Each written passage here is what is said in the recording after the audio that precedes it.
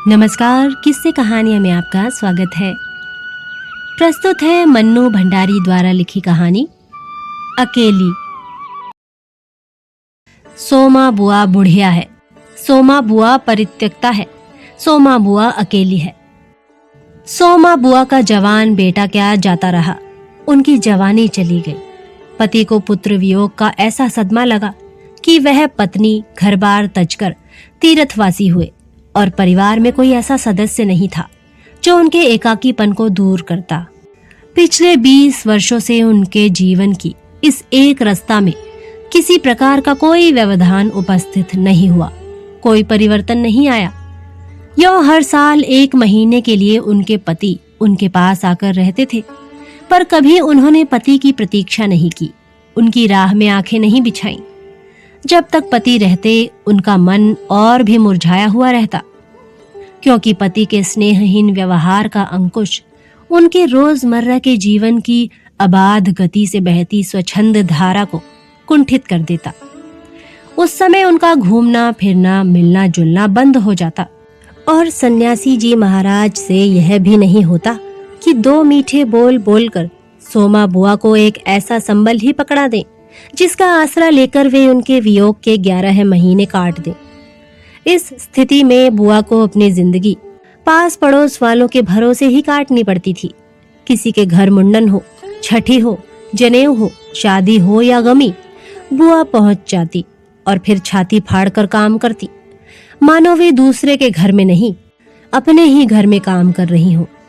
आजकल सोमा बुआ के पति आए हुए हैं और अभी अभी कुछ कहा सुनी होकर चुकी है। बुआ आंगन में बैठी धूप खा रही है, पास रखी कटोरी से तेल लेकर हाथों में मल रही हैं और बड़बड़ा रही हैं। इस 1 महीने में अन्य अवयवों के शिथिल हो जाने के कारण उनकी जीभ ही सबसे अधिक सजीव और सक्रिय हो उठती है। तभी हाथ में एक फटी साड़ी और पापड़ लेकर ऊपर से राधा भाभी उतरी। क्या हो गया बुआ, क्यों बड़बड़ा रही हो? फिर सन्यासी जी महाराज ने कुछ कह दिया क्या? अरे मैं कहीं चली जाऊं सो इन्हें नहीं सुहाता। कल चौक वाले किशोरी लाल के बेटे का मुंडन था, सारी बिरादरी का न्योता था। मैं तो जानती थी कि ये पैसे का गुरूर है कि मुंडन पर सारी बिरादरी को न्योता है, पर काम उन नई नवेली बहुओं से संभलेगा नहीं, सो जल्दी ही चली गई। हुआ भी यही। और सरक कर बुआ ने राधा के हाथ से पापड़ लेकर सुखाने शुरू कर दिए। एक काम गत से नहीं हो रहा था। अब घर में कोई बड़ा बूढ़ा हो तो बतावे, या कभी किया हो तो जाने। गीत वाली औरतें मुंडन पर बन्ना बन्नी गा रही थीं। मेरा तो हंसते हंसते पेट फूल गया और उसकी याद से ही कुछ देर पहले का दुख और आक्रोश धुल गया। अपने सहज स्वभाव रूप में वे कहने लगी, भट्टी पर देखो तो अजब तमाशा, समोसे कच्चे ही उतार दिए और इतने बना दिए कि 2 बार खिला दो, और गुलाब जामुन इतने कम कि एक पंगत में भी पूरे ना पड़े। उसी समय मैदा सानकर नए गुलाब जामुन बनाए। दोनों बहुएं और किशोरी लाल तो बेचारे इतना जस मान रहे थे कि क्या बताऊं। कहने लगे, अम्मा तुम ना होती तो आज भद्द उड़ जाती। अम्मा तुमने लाज रख ली। मैंने तो कह दिया कि अरे अपने ही काम नहीं आवेंगे तो कोई बाहर से तो आवेगा नहीं। यह तो आजकल इनका रोटी पानी का काम रहता है, नहीं तो मैं सवेरे से ही चली आती। तो सन्यासी महाराज क्यों बिगड़ पड़े? उन्हें तुम्हारा आना जाना अच्छा नहीं लगता बुआ? यूं तो मैं कहीं आऊं जाऊं सो ही इन्हें नहीं सुहाता, और फिर कल किशोरी के यहाँ से बुलावा नहीं आया। अरे मैं तो कहूँ कि घर वालों का कैसा बुलावा? वे लोग तो मुझे अपनी माँ से कम नहीं समझते, नहीं तो कौन भला यूं भट्टी और भंडार गृह सौंप दे। पर उन्हें अब कौन समझावे। कहने लगे, तू जबरदस्ती दूसरों के घर में टांग अड़ाती फिरती है। और एकाएक उन्हें उस क्रोध भरी वाणी और कटु वचनों का स्मरण हो आया जिनकी बौछार कुछ देर पहले ही उन पर हो चुकी थी। याद आते ही फिर उनके आंसू बह चले। अरे रोती क्यों हो बुआ? कहना सुनना तो चलता ही रहता है। सन्यासी जी महाराज 1 महीने को तो आकर रहते हैं, सुन लिया करो। और क्या? सुनने को तो सुनती ही हूँ, पर मन तो दुखता ही है। कि 1 महीने को आते हैं तो भी कभी मीठे बोल नहीं बोलते। मेरा आना जाना इन्हें सुहाता नहीं। सो तू ही बता राधा, ये तो साल में 11 महीने हरिद्वार रहते हैं। इन्हें तो नाते रिश्ते वालों से कुछ लेना देना नहीं, पर मुझे तो सबसे निभाना पड़ता है। मैं भी सबसे तोड़ ताड़ कर बैठ जाऊं तो कैसे चले। मैं तो इनसे कहती हूँ कि जब पल्ला पकड़ा है तो अंत समय में भी साथ रखो। सो तो इनसे होता नहीं। सारा धर्म कर्म यही लूटेंगे, सारा जस यही बटोरेंगे, और मैं अकेली पड़ी पड़ी यहाँ इनके नाम को रोया करूं। उस पर से कहीं आऊं जाऊं तो वह भी इनसे बर्दाश्त नहीं होता। और बुआ फूट फूट कर रो पड़ी। राधा ने आश्वासन देते हुए कहा, रो नहीं बुआ, अरे वे तो इसलिए नाराज हुए कि बिना बुलाए तुम चली गईं। बेचारे इतने हंगामे में बुलाना भूल गए तो मैं भी मान करके बैठ जाती। फिर घर वालों का कैसा बुलाना। मैं तो अपनेपन की बात जानती हूँ। कोई प्रेम नहीं रखे तो 10 बुलावे पर नहीं जाऊं, और प्रेम रखे तो बिना बुलाए भी सिर के बल जाऊं। मेरा अपना हरखू होता और उसके घर काम होता तो क्या मैं बुलावे के भरोसे बैठी रहती। मेरे लिए जैसा हरखू वैसा किशोरी लाल। आज हरखू नहीं है, इसी से दूसरों को देख देख कर मन भरमाती रहती हूँ। और वे हिचकियां लेने लगी। सूखे पापड़ों को बटोरते बटोरते स्वर को भरसक कोमल बनाकर राधा ने कहा, तुम भी बुआ बात को कहां से कहां ले गई। लो अब चुप हो जाओ। पापड़ भूनकर लाती हूँ, खाकर बताना कैसा है। और वह साड़ी समेटकर ऊपर चढ़ गई। कोई सप्ताह भर बाद बुआ बड़े प्रसन्न मन से आई और सन्यासी जी से बोली, सुनते हो, देवर जी के ससुराल वालों की किसी लड़की का संबंध भागीरथ जी के यहाँ हुआ है। वे सब लोग यहीं आकर ब्याह करेंगे। देवर जी के बाद तो उन लोगों से कोई संबंध ही नहीं रहा। फिर भी हैं समधी ही। वे तो तुमको भी बुलाए बिना नहीं मानेंगे। समधी को आखिर कैसे छोड़ सकते हैं। और बुआ पुलकित होकर हंस पड़ी। सन्यासी जी की मौन उपेक्षा से उनके मन को ठेस तो पहुंची, फिर भी वे प्रसन्न थीं। इधर उधर जाकर वे इस विवाह की प्रगति की खबरें लाती। आखिर एक दिन वे यह भी सुन आई कि उनके समधी यहाँ आ गए। जोर शोर से तैयारियां हो रही थी।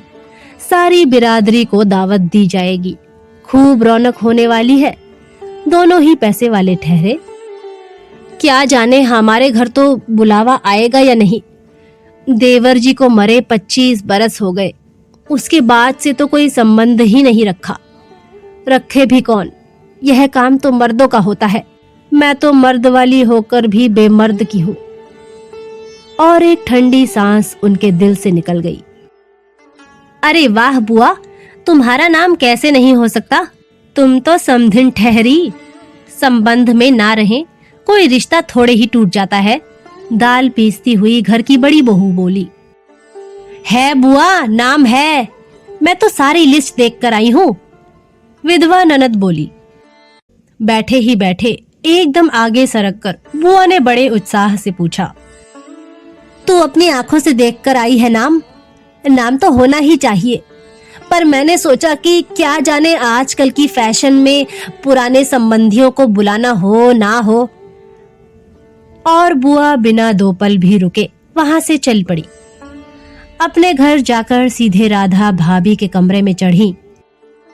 क्यों री राधा, तू तो जानती है कि नए फैशन में लड़की की शादी में क्या दिया जावे है। समधियों का मामला ठहरा, सो भी पैसे वाले। खाली हाथ जाऊंगी तो अच्छा नहीं लगेगा। मैं तो पुराने जमाने की ठहरी। तू ही बता दे क्या दूं। अब कुछ बनने का समय तो रहा नहीं, 2 दिन बाकी हैं, सो कुछ बना बनाया ही खरीद लाना। क्या देना चाहती हो अम्मा? जेवर, कपड़ा या श्रृंगारदान या कोई और चांदी की चीजें? मैं तो कुछ भी नहीं समझू रही। जो कुछ पास है तुझे लाकर दे देती हूँ। जो तू ठीक समझे ले आना। बस भद्द नहीं उड़नी चाहिए। अच्छा देखूं पहले कि रुपए कितने हैं। और वे डगमगाते कदमों से नीचे आई। 2-3 कपड़ों की गठरियां हटाकर एक छोटा सा बक्सा निकाला। बड़े जतन से उसे खोला। उसमें 7 रुपए कुछ रेजगारी पड़ी थी और एक अंगूठी। बुआ का अनुमान था कि रुपए कुछ ज्यादा होंगे, पर जब 7 ही रुपए निकले तो सोच में पड़ गई।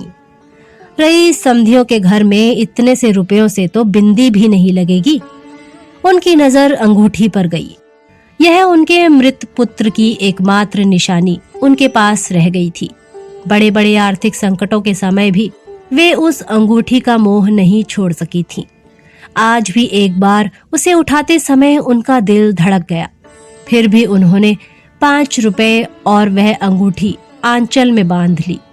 बक्स को बंद किया और ऊपर को चली, पर इस बार उनके मन का उत्साह कुछ ठंडा पड़ गया था और पैरों की गति शिथिल। राधा के पास जाकर बोली, रुपए तो नहीं निकले बहू, आए भी कहां से? मेरे कौन कमाने वाला बैठा है? उस कोठरी का किराया आता है, उसमें तो 2 समय की रोटी निकल जाती है जैसे तैसे। और वे रो पड़ी।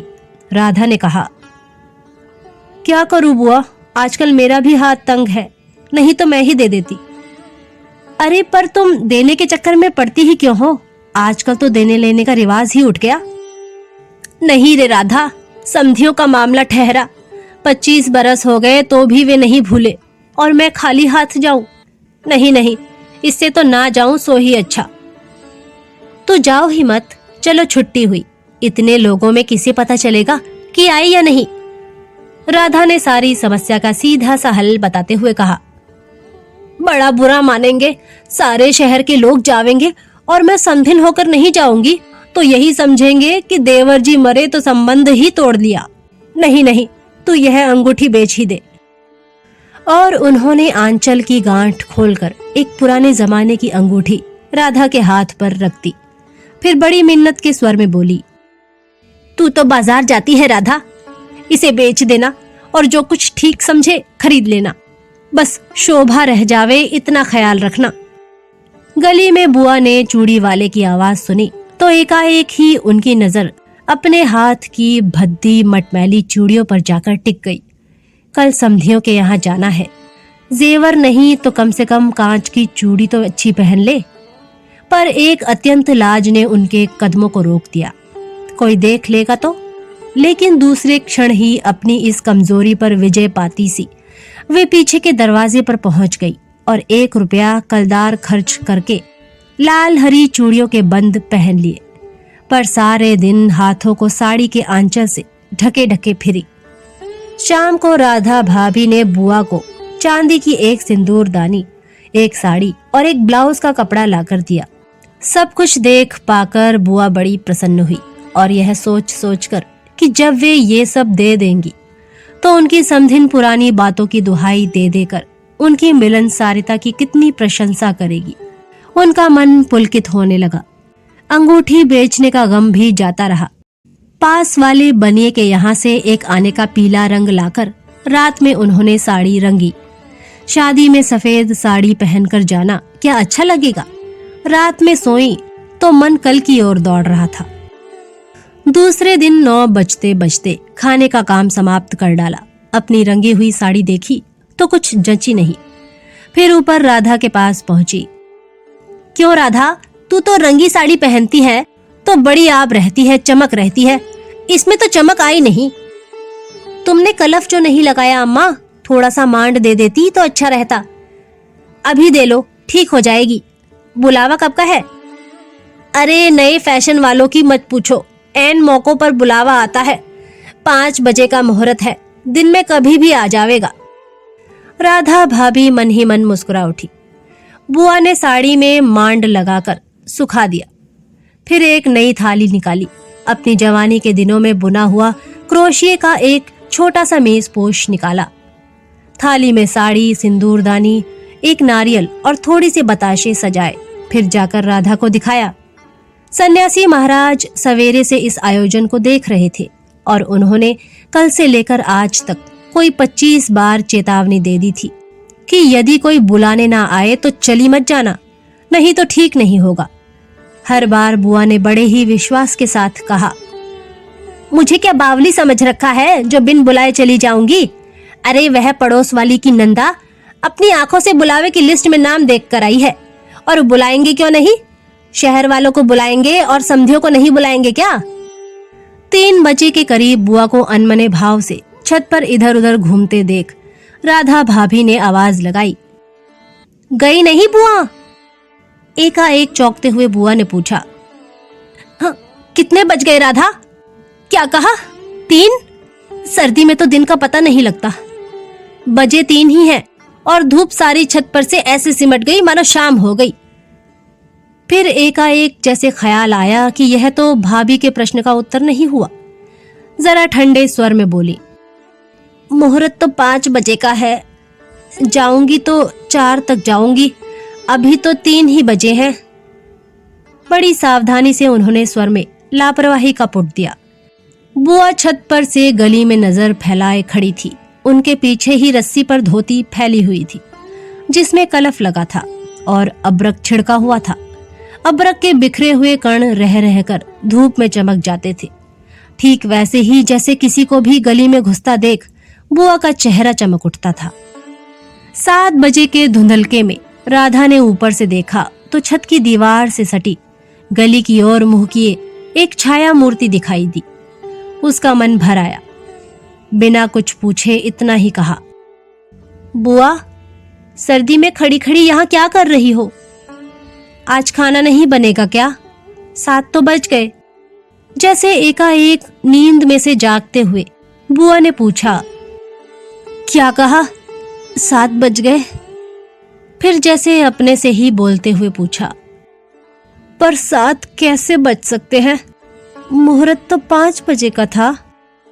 और फिर एकाएक ही सारी स्थिति को समझते हुए स्वर को भरसक संयत बनाकर बोली, अरे खाने का क्या है, अभी बना लूंगी।